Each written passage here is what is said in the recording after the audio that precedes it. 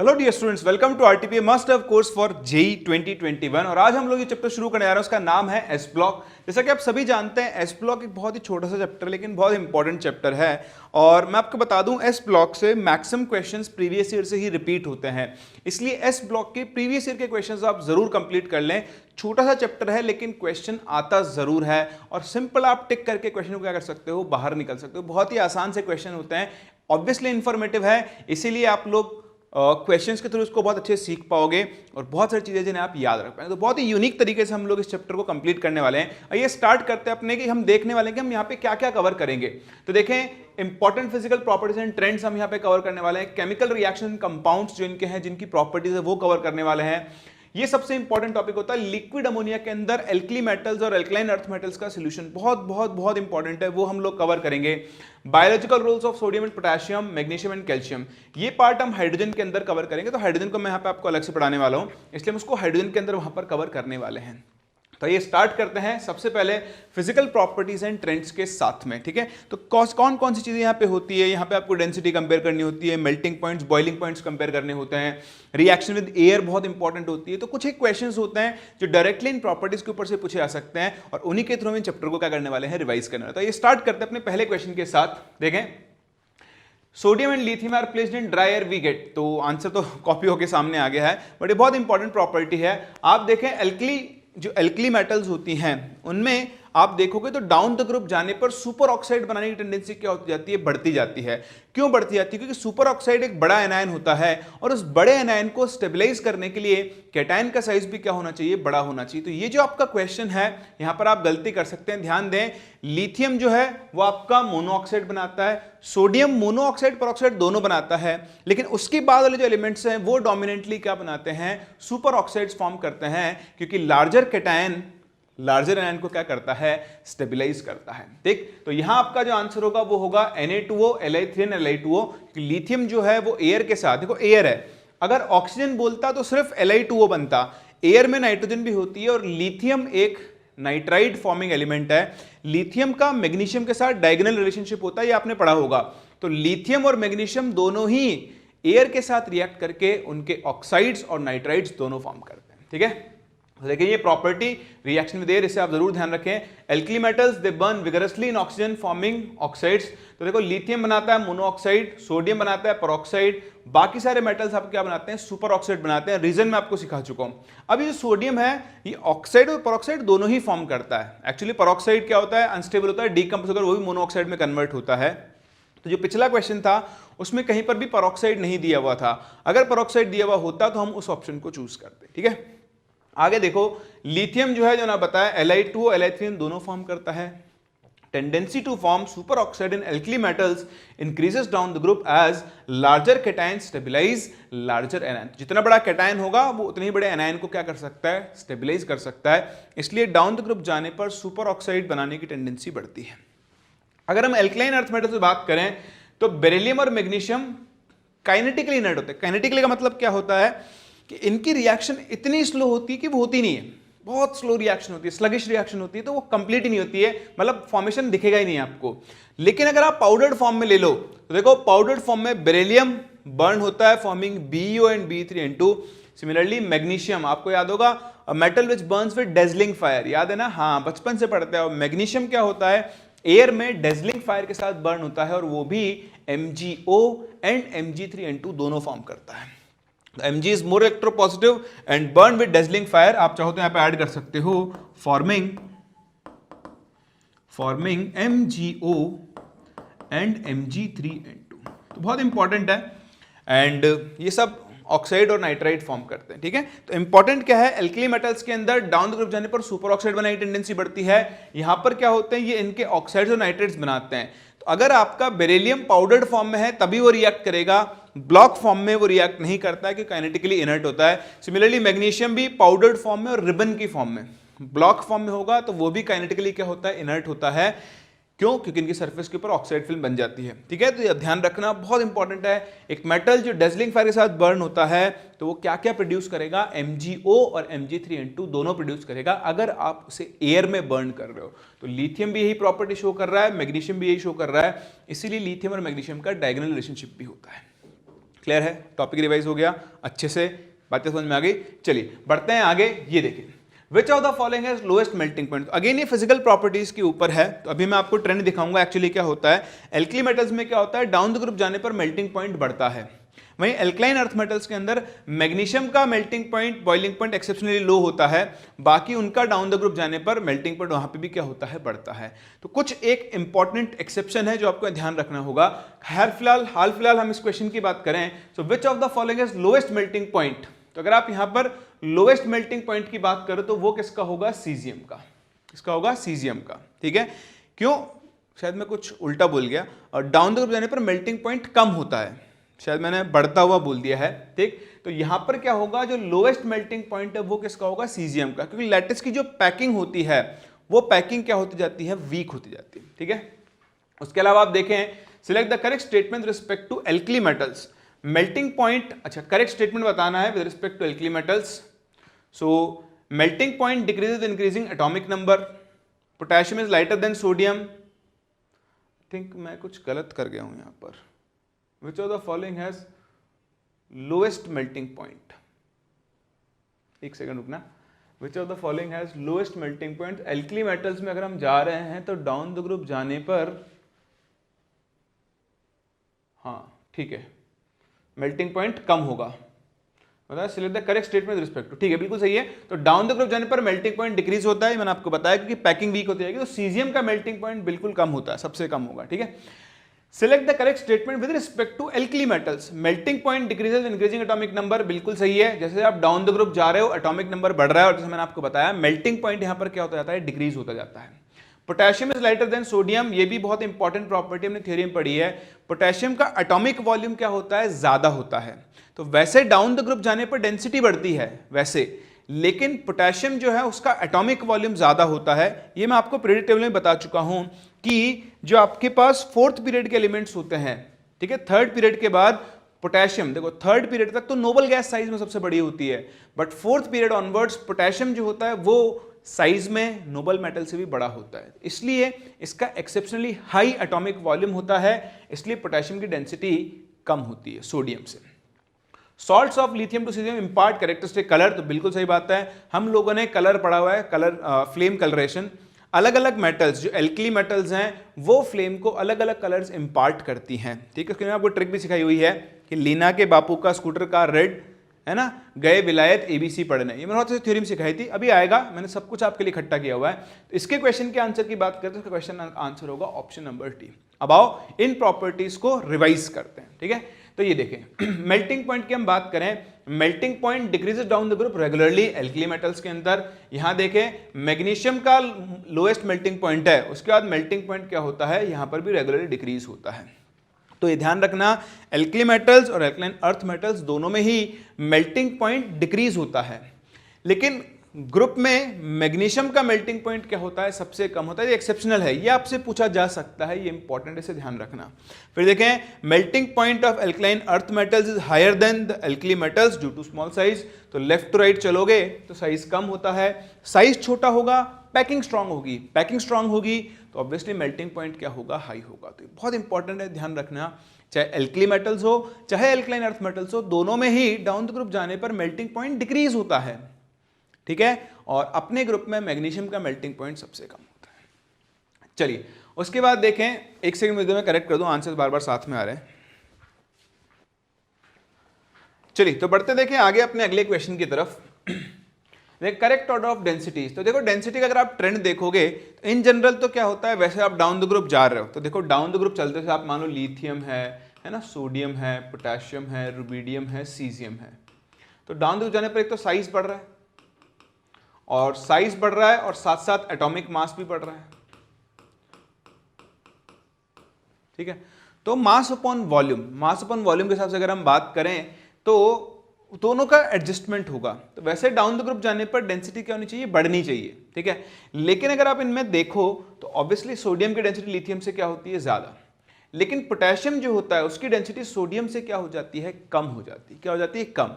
क्यों ऐसा होता है, मैंने आपको भी थोड़ी देर पहले बताया, फोर्थ पीरियड में पोटेशियम सबसे बड़ा होता है, तो तो अपने लार्ज एटॉमिक वॉल्यूम की वजह से पोटेशियम की डेंसिटी क्या हो जाती है, सोडियम से रिलेटिवली कम हो जाती है। इसीलिए आपने पढ़ा होगा बचपन में कि सोडियम को तो केरोसिन ऑयल में रखते हैं, ठीक है, सोडियम को, लेकिन पोटेशियम को नहीं रखते हैं, क्योंकि पोटेशियम क्या करता है, फ्लोट होकर ऊपर आ सकता है। नहीं सॉरी, वो लिथियम के लिए होता है, पोटेशियम के लिए होता है। लिथियम की डेंसिटी सोडियम से कम होती है, तो लिथियम को हम पैराफिन वैक्स के अंदर रोल करके रखते हैं, क्योंकि लिथियम को अगर आप पानी में डालोगे तो फ्लोट करके ऊपर आ जाता है। तो लिथियम की डेंसिटी सोडियम से कम है, लेकिन ध्यान रखना पोटेशियम की डेंसिटी भी क्या होती है, सोडियम से कम, due to its large atomic volume. एक चीज अगर हम एल्कलाइन अर्थ मेटल में देखें तो ये बड़ा इंपॉर्टेंट है, एल्कलाइन अर्थ मेटल में कैल्शियम तक डेंसिटी कम होती है, हाँ, it decreases up to calcium, और उसके बाद वापस से क्या होती है, इंक्रीज होती है। तो ट्रेंड अभी आप देख लोगे। अभी हम बात करते हैं ऑर्डर की, तो लिथियम की डेंसिटी सोडियम से ज्यादा नहीं है, पोटेशियम की सोडियम से ज्यादा नहीं है। देखो मैग्नीशियम की डेंसिटी कैल्शियम से ज्यादा होगी, क्योंकि बेरिलियम से कैल्शियम तक डेंसिटी क्या होती है, डिक्रीज होती है। एंड रुबिडियम की डेंसिटी सीजियम से ज्यादा होगी, तो ये आप देखो बिल्कुल गलत है। सीजियम की डेंसिटी क्या होगी, रुबिडियम से क्या होगी। यहां पर जनरली डाउन द ग्रुप बढ़ रहा है, लेकिन पोटेशियम की डेंसिटी एक्सेप्शनली लो है as compare to sodium due to large atomic volume. Alkaline earth metals के अंदर ट्रेंड उल्टा होता है, बेरिलियम से कैल्शियम तक डेंसिटी डिक्रीज होती है, उसके बाद वापस से क्या होती है, इंक्रीज होती है। तो देखिए करेक्ट आंसर क्या हो गया आपका, ऑप्शन नंबर सी कर सकते हैं। तो इस क्वेश्चन का correct answer option number C है। चलते हैं अपने अगले क्वेश्चन पर। देखिए potassium is kept in under cold water, in ammonia, in kerosene. तो इसको भी इन केरोसिन में रखते हैं, क्योंकि एल्कली मेटल्स हाईली इलेक्ट्रोपॉजिटिव होती हैं। इनको क्या होता है, एयर से फायर कैच कर लेती है। तो लिथियम को केरोसिन ऑयल में नहीं रख पाते हैं, क्यों, क्योंकि लिथियम की लो डेंसिटी की वजह से वो केरोसिन के सरफेस पे फ्लोट करने लग जाता है। इसलिए हम लिथियम को पैराफिन वैक्स के अंदर रैप करके रखते हैं। सोडियम पोटेशियम को हम केरोसिन ऑयल के अंदर, या कोई भी ऑर्गेनिक सॉल्वेंट हो उसके अंदर हम उसको डिप करके रख सकते हैं, जिससे ऑब्वियसली वो रिएक्ट नहीं करता हो। ठीक है, चलिए तो ये देखें ट्रेंड। डेंसिटी जब आपसे बात कर रहा था, density generally increases down the group, but potassium has exceptionally low density then sodium due to its large atomic volume. तो देखें लिथियम, सोडियम, पोटेशियम आना चाहिए था, लेकिन पोटेशियम सेकंड नंबर पे आ गया है। तो सबसे हल्का लिथियम है, फिर पोटेशियम, फिर सोडियम, फिर रुबिडियम, फिर सीजियम। बाकी डाउन द ग्रुप क्या होती है, इंक्रीज। बस आपको सोडियम पोटेशियम को स्विच करना है। वहीं अगर आप एल्कलाइन अर्थ मेटल्स में बात करो तो डेंसिटी कैल्शियम तक डिक्रीज होती है, उसके बाद इंक्रीज होती है। तो ये आपका ओवरऑल ऑर्डर है। ये आपको थोड़ा सा ध्यान रखना पड़ेगा, इंफॉर्मेटिव है, एक्सपेरिमेंटल है, क्योंकि यहां पर डेंसिटी में साइज और मास दोनों का फैक्टर एक दूसरे को एडजस्ट करता है, तब जाके डेंसिटी का एक्चुअल ऑर्डर आता है। कर सकते हैं, तो इंपॉर्टेंट है, कभी नहीं पूछा गया है आपसे, इस बार ये पूछा जा सकता है, इंपॉर्टेंट है। ठीक है, चलिए बहुत ही अच्छे, आगे बढ़ते हैं। देखें करेक्ट, ये तो वापस रिपीट हो गया क्वेश्चन। चलिए, weak reductant among alkali metals is, तो हम रिड्यूसिंग पावर की बात कर रहे हैं। वीक मतलब एल्कली मेटल्स में सबसे वीक रिडक्टेंट कौन है। तो देखो जब हम रिड्यूसिंग पावर की बात करते हैं तो दो चीजों पर डिपेंड करता है, बहुत ध्यान से देखना। एक्चुअली अगर मान लो आपके पास एक एल्कली मेटल है और उसको रिड्यूसिंग एजेंट की तरह काम करना है, तो ये अपना इलेक्ट्रॉन लूज करके M+ एक्वस प्लस इलेक्ट्रॉन बनाएगा। देखिए रिड्यूसिंग ऑक्सीडाइजिंग पावर हमेशा एक्वस सॉल्यूशन में ही डिस्कस की जाती है, क्योंकि हवा में वो इलेक्ट्रॉन फेंकेगा तो कैच कौन करने वाला है, तो मीडियम के थ्रू ट्रांसफर होता है। अब अगर मैं इस रिएक्शन में, इतना तो आप सीख चुके हो, थर्मोडायनेमिक्स पढ़ लिया आपने बहुत अच्छे से, मैं बात करूं तो प्रोसेस हुआ कैसे होगा। पहले M सॉलिड से बना होगा M गैस, तो यहां पे काम में आएगी इसकी सब्लिमेशन एंथैल्पी। फिर M गैस से क्या बनेगा, M+ गैस, यहां पर काम में आएगी मेटल की आयनाइजेशन एनर्जी। और फिर M+ गैस से ये क्या बना होगा आपका, ये बना होगा M+ एक्वस, यहां पे काम में आएगी हाइड्रेशन एनर्जी। तो ये हाइड्रेशन एनर्जी जो होती है वो रिलीज होती है, ठीक है। और ये जो एनर्जी आप देख रहे हो ये दोनों एब्जॉर्ब होती है। तो ऑब्वियसली अगर इस आयन की हाइड्रेशन एनर्जी ज्यादा है तो वो इन दोनों को बैलेंस कर जाएगा, और ये M सॉलिड आसानी से किस में कन्वर्ट हो जाएगा, M+ एक्वस में कन्वर्ट हो जाएगा। किस में कन्वर्ट हो जाएगा, M+ एक्वस में सबसे आसानी से क्या होगा, कन्वर्ट हो जाएगा। तो इसलिए क्या होता है, आप सभी जानते हो Li+ आयन सबसे छोटा है, अपने छोटे साइज की वजह से इसकी हाइड्रेशन एनर्जी क्या होती है, बहुत ज्यादा होती है। तो अगर इसकी हाइड्रेशन एनर्जी बहुत ज्यादा है तो क्या होगा, इसकी हाइड्रेशन एनर्जी इन दोनों को बैलेंस कर जाती है, और लिथियम की रिड्यूसिंग पावर अपने ग्रुप में क्या हो जाती है, सबसे ज्यादा हो जाती है। क्या होती है, सबसे ज्यादा। उसके बाद बाकी की अगर आप बात करोगे तो फिर सोडियम टू सीजियम वो बढ़ती है। रीजन, वहां पर आयनाइजेशन एनर्जी का फैक्टर भी आ जाता है। ये देखो जितनी आसानी से M+ बनेगा उतनी आसानी से वो हाइड्रोलाइज होगा, तो यहां पर इन दोनों का बैलेंस चलता है। आप सिर्फ आयनाइजेशन एनर्जी के बेसिस से बात नहीं कर सकते। जनरली लोग इसको आयनाइजेशन से रिलेट कर लेते हैं कि भाई इलेक्ट्रॉन दे दिया आसानी से तो रिड्यूस हो जाएगा। नहीं नहीं, इलेक्ट्रॉन देना तो है, इलेक्ट्रॉन देने के लिए भी तो एनर्जी चाहिए। तो ये एनर्जी इसको बैलेंस कर रही है या फिर नहीं, तो इसका आपको ध्यान रखना होगा। तो लिथियम की रिड्यूसिंग पावर अपने ग्रुप में क्या होती है, सबसे ज्यादा होती है। उसके बाद आपके पास रुबिडियम, सीजियम, पोटेशियम, सोडियम आता है। तो सीजियम और पोटेशियम की मतलब सीजियम की ज्यादा होती है, लिथियम के बाद सीजियम आएगा। रुबिडियम पोटेशियम की ऑलमोस्ट सेम होती है और सोडियम की रिड्यूसिंग पावर अपने ग्रुप में क्या होती है, सबसे कम होती है। तो इस क्वेश्चन का जो करेक्ट आंसर होगा वो होगा ऑप्शन नंबर बी। और जो मैंने आपसे बोला वो भी मैंने आपके लिए लाया हुआ है, तो वो आपको दिख जाएगा, उसे आप कॉपी कर लेना, बहुत बहुत बहुत इंपॉर्टेंट है। चलिए तो ये देखें, इसको मैं हटा रहा हूं एक बार ताकि आप क्वेश्चन पढ़ पाएं। In potassium, rubidium and caesium the decreasing order of reducing power in gaseous state. अब इसने स्पेसिफाई कर दिया गैसियस स्टेट में, तो भैया गैसियस स्टेट में तो सिर्फ आपको आयनाइजेशन एनर्जी देखनी है। गैसियस स्टेट में एक्वस आयन का तो कोई मतलब ही नहीं है। तो गैसियस स्टेट में तो जो जितनी आसानी से इलेक्ट्रॉन लूज करेगा वो अपना इलेक्ट्रॉन सामने वाले को दे देगा, उसको रिड्यूस कर देगा, वो उतना ही अच्छा रिड्यूसिंग एजेंट होगा। तो ये तो गांव का बच्चा अच्छा जानता है कि डाउन द ग्रुप जाने पर आयनाइजेशन एनर्जी कम होती है। सीजियम की आयनाइजेशन एनर्जी सबसे कम है, इसके इलेक्ट्रॉन देने की पावर क्या होगी, सबसे ज्यादा।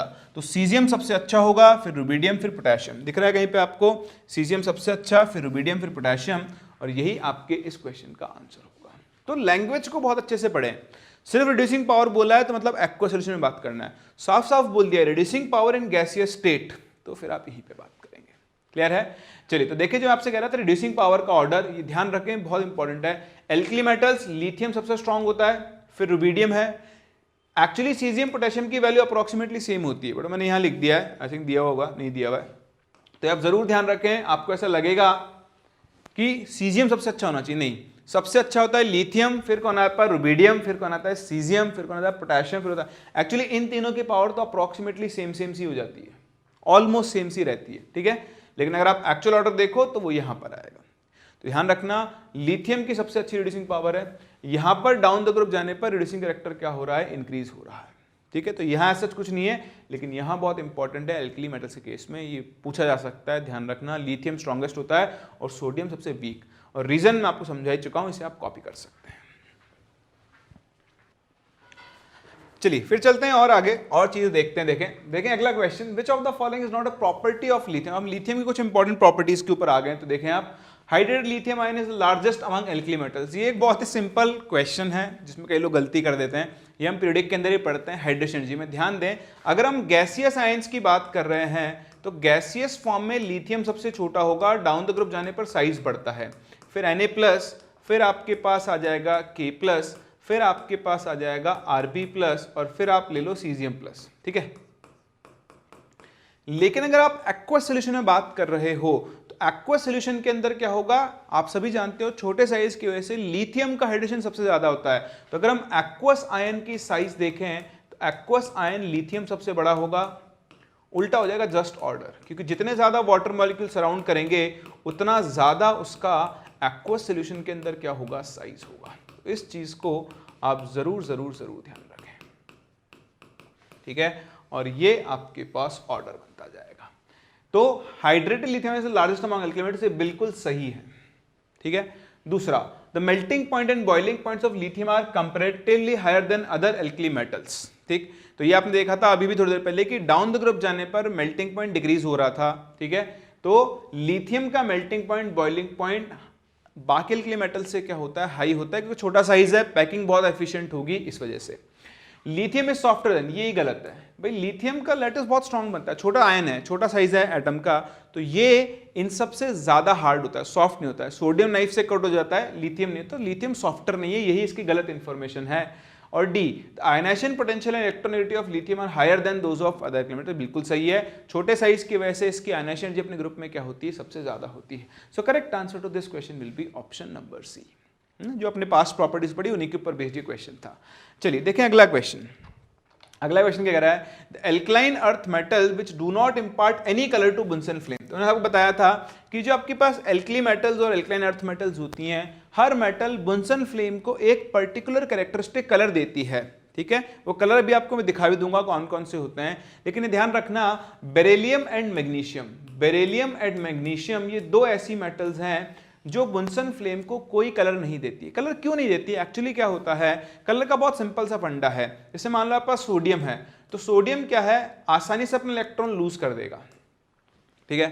तो ये जो इलेक्ट्रॉन लूज करेगा, ये इलेक्ट्रॉन क्या होगा, हायर एक्साइटेड स्टेट में, किसी दूसरे ऑर्बिटल में चला जाएगा, है ना, ग्राउंड स्टेट से जाएगा हायर एक्साइटेड स्टेट में। तो इलेक्ट्रॉन अगर लूजली बॉन्डेड है तो आसानी से वो एक्साइट होकर, मान लो जैसे सोडियम का कॉन्सेंट्रेशन क्या होता है 3s1 होता है, अब मान लो वो 3s से एक्साइट होकर लेट्स से 3d में चला गया, या 4s में चला गया, या 4p में चला गया। यहां से जब वो वापस आएगा, अब देखो यहां से यहां जाने में हमने सीखा एटॉमिक स्ट्रक्चर में एनर्जी एब्जॉर्ब करेगा, और यहां से यहां वापस आने में एनर्जी क्या करेगा, रिलीज करेगा। तो वो जो एनर्जी रिलीज करेगा वो आपको किसकी फॉर्म में दिखाई देगी, कलर की फॉर्म में दिखाई देगी। किसकी फॉर्म में दिखाई देगी, कलर की फॉर्म में दिखाई देगी। इसलिए आप ये ध्यान रखें, दिस इज वेरी इंपॉर्टेंट, कि जो आसानी से इलेक्ट्रॉन लूज कर सकते हैं, जिसकी आयनिक एनर्जी कम है, वो फ्लेम को क्या देते हैं, कलर देते हैं। तो बेरिलियम और मैग्नीशियम की आयनिक एनर्जी बहुत हाई होती है, इसलिए वो फ्लेम को कोई कैरेक्टरिस्टिक कलर नहीं देते। ये एक बहुत ही इंपॉर्टेंट प्रॉपर्टी है, ठीक है। जैसे आप देख सकते हैं करेक्ट आंसर हो जाएगा अपना option number A, beryllium and magnesium, सोचने की जरूरत ही नहीं है, ठीक। ये तो ये बात इस क्वेश्चन के आंसर की। आओ आप प्रॉपर्टी को डिटेल में देख लेते हैं। फ्लेम कलर, तो मैंने आप बताया alkali metals impart characteristic colour to flame due to low ionic energy, ये भी आप जानते हो। एल्कलाइन अर्थ मेटल्स की आयनिक एनर्जी एल्कली मेटल से रिलेटिवली ज्यादा होती है, ठीक। So due to their high ionic energy beryllium and magnesium do not impart colour to flame. और कौन कौन सी मेटल कौन कौन से कलर देती है, उसके लिए आप ये ट्रिक ध्यान रख सकते हैं। देखें, ये है ट्रिक, क्या है, बहुत सिंपल है कि लीना के बापू का स्कूटर, ठीक है, ये तो हो गया मेटल्स। क्रिम्सन रेड को आप लिख लो कार रेड, एक्चुअली इसको क्रिम्सन रेड लिख दिया, इसको आप करेक्ट करना है, कार्माइन रेड होगा, इसे हम बोलते हैं कार्माइन रेड, है ना, कार्माइन रेड है ये, तो कार रेड। गोल्डन येलो को आप लिख लो गए, वी से हो गया विलायत, ये हो गया ए बी सी पढ़ने, ये तो हो गए इन मेटल्स के कलर, है ना। लीना के बापू का स्कूटर कार रेड, लीना के बापू का स्कूटर कार रेड, गए विलायत, एबीसी पढ़ने। फिर बचा रुबीडियम, ये रेड वायलेट होता है, सीजियम ब्लू होता है। दो कलर्स आपको एक्स्ट्रा अलग से याद रखने होंगे। तो ये फ्लेम कलरेशन है, और आप देख सकते हैं यहां पर बेरिलियम और मैग्नीशियम प्रेजेंट नहीं है। तो जिन लोगों ने मुझसे पढ़ा है उनको ये ट्रिक याद होगी, जिन लोगों ने नहीं पढ़ा है वो इस ट्रिक को याद कर लें, बहुत इंपॉर्टेंट है। ध्यान रखना, फ्लेम कलरेशन उनकी किस वजह से आता है, इलेक्ट्रॉन जब एक्साइट होकर ऊपर जाता है और जब डी एक्साइट होकर वापस से नीचे आता है, ठीक है। चलिए बढ़ते हैं, देखें अगली प्रॉपर्टीज क्वेश्चंस के ऊपर। मैग्नीशियम बर्न्स इन एयर, अब बताओ, है ना, याद है आपको Mg और Mg3N2 दोनों देगा, तो करेक्ट आंसर हो गया ऑप्शन नंबर डी, अभी वो डिस्कस किया था हमने। ये देखें, विच of the following halides has the highest melting point, in halides में से हाईएस्ट मेल्टिंग पॉइंट किसका है। तो एक बात तो गांठ बांध लो, दिमाग में भर लो, कि आप किसी भी मेटल के हैलाइड्स को, हैलाइड्स का जब melting point boiling point compare कर रहे हो तो उनका एक सिंपल सा फिक्स्ड ऑर्डर है। फ्लोराइड्स का मेल्टिंग पॉइंट हमेशा सबसे ज्यादा होगा, फिर आपके पास आएंगे क्लोराइड्स, फिर कौन आएंगे आपके, सॉरी मैंने, हाँ, फिर आएंगे ब्रोमाइड्स, मैं ब्रोमाइड क्लोराइड में कंफ्यूज हो गया था, और फिर आएंगे आयोडाइड्स। सिंपल सा फंडा है, फ्लोराइड सबसे छोटा होता है। तो भाई देखो, जैसे सोडियम की बात करो तो मेटल तो फिक्स हो गई, है ना, मेटल तो फिक्स हो गई। अब आयन, तो छोटे आयंस की पैकिंग क्या होती है, ज्यादा एफिशिएंट होती है। पैकिंग ज्यादा एफिशिएंट होगी तो मेल्टिंग पॉइंट बॉइलिंग पॉइंट क्या होंगे, हाई। तो इसका करेक्ट आंसर हो गया option number D, NaF। K plus तो बड़ा है, तो KCl का मेल्टिंग पॉइंट तो NaCl से भी कम हो जाएगा अगर पैकिंग के हिसाब से देखें, तो उसकी दिक्कत नहीं है। NaCl, NaBr, NaF देखो, NF का मेल्टिंग पॉइंट क्या होगा, हाईएस्ट होगा। समझ गए इस बात को। तो आइए हैलाइड्स की पॉइंट है, तो हैलाइड्स की प्रॉपर्टीज को डिस्कस कर लेते हैं। Alkali metals, all metals form MX types of halides, सभी को पता है, NaCl, NaBr से बनते ही हैं। LiF इज लो सॉल्युबल, क्योंकि छोटे आयन से लेटेस्ट एनर्जी क्या होगी, बहुत ज्यादा। Other halides of lithium are soluble in organic solvent, ये बहुत इंपॉर्टेंट है, इसको नेग्लेक्ट मत कर देना। LiF लो सॉल्युबल है, इसकी हाई हाइड्रेशन एनर्जी की वजह से, और बाकी जो बचे LiCl, LiBr और Li, तो आप देखो लिथियम आयन की पोलराइजेशन पावर क्या होती है, ज्यादा होती है ना। पोलराइजिंग पावर क्या होगी, एनायन के इलेक्ट्रॉन क्लाउड को डिस्टॉर्ट करने की पावर। तो देखो जैसे जैसे एनायन का साइज बढ़ता जा रहा है वैसे वैसे इस पॉजिटिव आयन की इलेक्ट्रॉन क्लाउड को अपनी तरफ खींचने की पावर भी क्या होती जाएगी, बढ़ती जाएगी। इसलिए LII प्रीडोमिनेंटली कोवेलेंट होता है। क्या होता है? LII प्रीडोमिनेंटली कोवेलेंट होगा और LICl ये भी कोवेलेंट ही होता है, कोवेलेंट कैरेक्टर बढ़ता जाता है। इसीलिए पानी की जगह किसमें सॉल्युबल होते हैं? ऑर्गेनिक सॉल्वेंट्स के अंदर सॉल्युबल होते हैं। ठीक है, तो इंपॉर्टेंट चीजें ध्यान रखना। एल्कलाइन अर्थ मेटल्स ये MX2 टाइप के हैलाइड्स बनाते हैं। सिर्फ बेरिलियम को छोड़ दो, ये हम बॉन्डिंग में भी सीख चुके हैं। बेरिलियम एक ऐसी मेटल है जिसका तो फ्लोराइड भी कोवेलेंट होता है, जैसे लिथियम फ्लोराइड ये आयनिक होता है, लेकिन पानी में सॉल्युबल क्यों नहीं है? क्योंकि इसकी लैटिस एनर्जी ज्यादा है। BF2 वो एकमात्र ऐसा हैलाइड है जो नेचर में कोवेलेंट होता है, बाकी किसी भी मेटल का फ्लोराइड कोवेलेंट नहीं होता, सभी के सभी आयनिक होते हैं। ठीक है, all halides of alkaline earth metals are ionic in nature except beryllium halides which are covalent in nature. BF2 is prepared by the decomposition of ये NCERT में गिवन है। एक्चुअली मैंने इसको यहाँ पे इसलिए लिया है कि ये रिएक्शन NCERT में गिवन है और कभी टच नहीं की गई है, तो क्या पता सामने वाले का दिमाग कब घूम जाए और वो आपसे क्वेश्चन पूछ ले, इसलिए इंपॉर्टेंट ध्यान रखना। अगर आपको BF2 बनाना है तो आप बेरिलियम और फ्लोरीन की रिएक्शन से नहीं बनाते हो। ये आपके पास NH4 होल ट्वाइस BF4 है, इसकी हेल्प से आप क्या करते हो, इसको डीकम्पोज करवाकर NH3 और BF4 बनता है। तो ये ध्यान रखना, BF2 बनता है, साथ में 2HF बनेगा, तो ये इंपॉर्टेंट है। हाँ रटने का है, मैं कुछ नहीं कर सकता, जो रटने का है वो है, बट ये आपसे पूछ सकता है, इसलिए इसको हाईलाइट जरूर कर लें। ठीक है, बाकी जो मैंने बताया मेल्टिंग पॉइंट बॉइलिंग पॉइंट का ऑर्डर हमेशा ये होगा fluorides, chlorides, bromides and iodides. तो इंपॉर्टेंट इंफॉर्मेशन है, इस पर आप काम जरूर करें।